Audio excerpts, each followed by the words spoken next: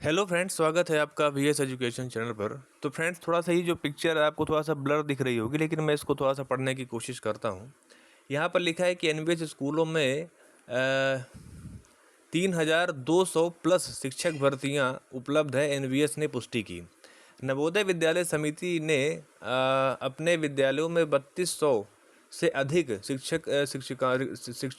शिक्षकों की रिक्तियों के साथ एक बड़े पैमाने पर भर्ती अभियान की पुष्टि की है।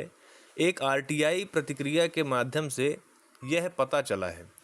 ठीक है, तो फ्रेंड्स, यहाँ पर सबसे बड़ी बात यह है कि मैं इसको थोड़ा सा अगर कंपेयर करता हूँ आपके जो एमपी में डीपीआई है उससे और बाद में एनबीएस से, तो आपको एक सिस्टम समझ में आता होगा कि आप इस चीज़ को ऐसे समझ सकते हैं कि डीपीआई में जब अभ्यर्थियों के द्वारा आरटीआई लगाई जाती है तो वहाँ पर जवाब आता है कि पदों का संधारण संभव नहीं है। ठीक है, वो सीधे वो लोग उनका ये जवाब आता है।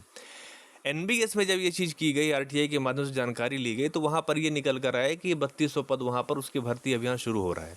अब आपको लगता होगा कि 3200 पद तो बहुत कम है ना। जहाँ पे अगर डीपीआई की बात की जाए तो 8720 पदों पर भर्ती हो रही है, तो फिर एनबीएस से कंपेयर ही क्या करना, उससे तो ज़्यादा ही पद आए हुए हैं। लेकिन यहाँ पर समझने वाली बात यह है फ्रेंड्स कि एनबीएस में जो भर्तियाँ हैं वो रेगुलर बेसिस पे होती हैं।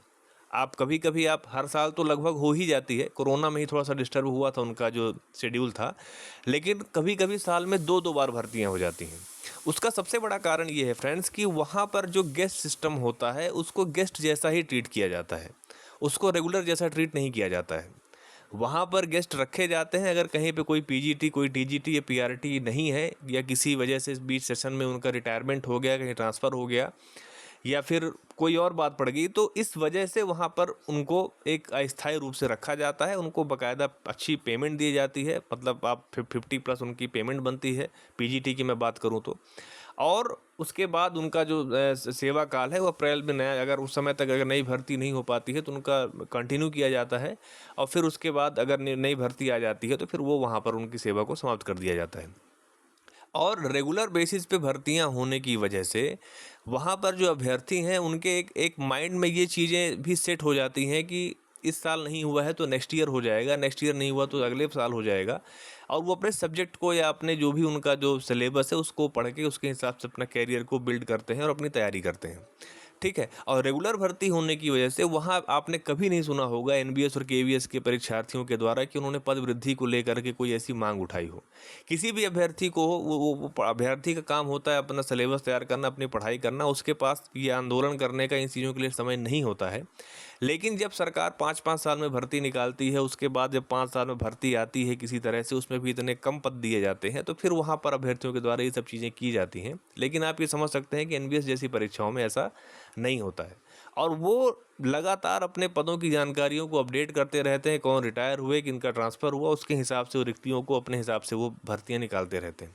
आप यहाँ पर सब्जेक्ट वाइज अगर आप देखेंगे तो पीजीटी इंग्लिश में 140 वैकेंसी आई है, हिंदी में 120, फिजिक्स में 215, केमिस्ट्री में 109, बायोलॉजी में 88, मैथमेटिक्स में 124, कंप्यूटर साइंस में 93, इकोनॉमिक्स में 56, हिस्ट्री में 77, ज्योग्राफी में 59, कॉमर्स में 12, फिजिकल एजुकेशन में 78, मॉडर्न इंडियन लैंग्वेज में 35, टीजीटी हिंदी में 133, टीजीटी इंग्लिश में 147, मैथमेटिक्स में 92, साइंस में 68, कंप्यूटर साइंस में 649, सोशल साइंस में 91, और अदर टीचिंग वैकेंसीज जैसे कि लैंग्वेज हो गया, फिजिकल एजुकेशन हो गया, है ना, और आर्ट्स, म्यूज़िक, लाइब्रेरियन, इन सभी की पोस्ट वहाँ, मतलब जो जो भी सेक्टर होते हैं सभी पे वहाँ पे पोस्ट निकाली जाती हैं।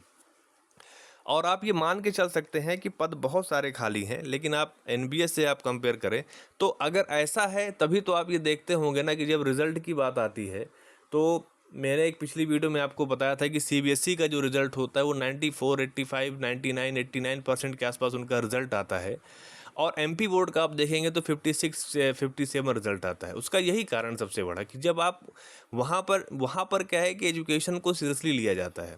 ठीक है, वो सेंट्रल गवर्नमेंट की इंस्टीट्यूशंस हैं, उनका अलग सब चीज़ें होती हैं, वो सब ठीक है, लेकिन जब बात होती है उन चीज़ों की तो कहीं ना कहीं देखिए उसका फ़र्क पड़ता है। ऐसा नहीं है कि सिर्फ वो कहने की बात हो जाती है। तो इसीलिए उनके रिजल्ट्स भी अच्छे आते हैं, उनके बच्चे भी सही से रहते हैं, और सभी चीज़ें वहाँ पर सही से होती हैं। लेकिन यहाँ पर सिस्टम एमपी में अगर देखा जाए तो पद इतने कम निकालेंगे, उसके बाद फिर रिजल्ट ख़राब होगा और फिर सब चीज़ें वहाँ पर होती हैं। तो ये सबसे बड़ा कारण है फ्रेंड्स।